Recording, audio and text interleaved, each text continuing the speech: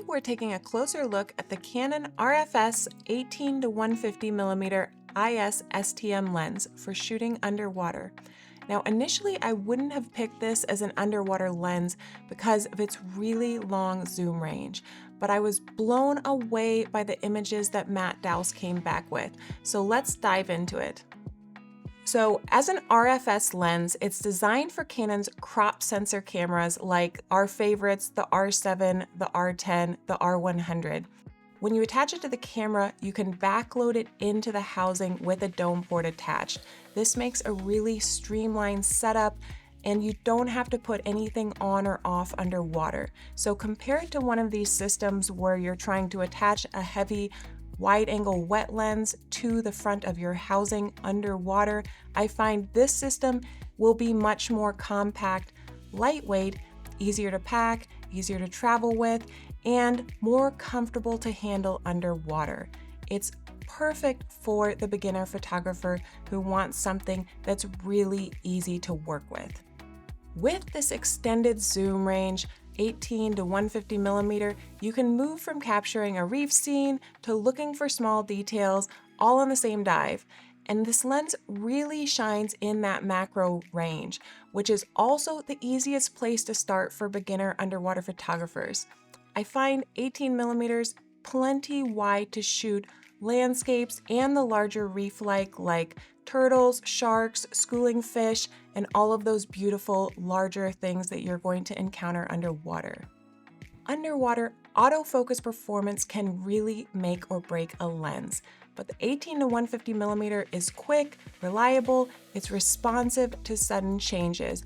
With the newer Canon autofocus engines, I find that it really can do really good subject tracking, and I find the sweet spot for sharpness seems to be between the 50 and 90mm range. That's where you find the ideal mix of the working distance, the crop detail, pleasing background separation, and when you're tracking a moving subject or fish, it holds its own.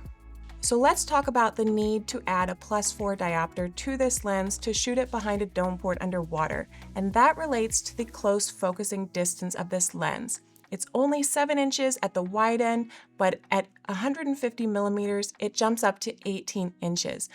You need to add the +4 diopter to the front of the lens, and that will shorten your minimum focus distance.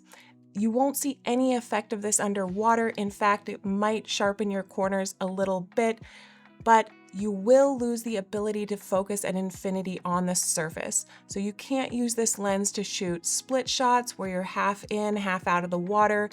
It's just not possible. If you're really set on shooting those type of pictures, you're gonna wanna choose something like Canon's 10 to 18mm or the 15 to 30. For all other type of photos, you won't notice the difference. The +4 is easy to put on the front and it'll work perfectly underwater. With any lens, the edges of your image can go soft at wider focal lengths underwater, and the 18 to 150 is not immune to this, but the fix is simple.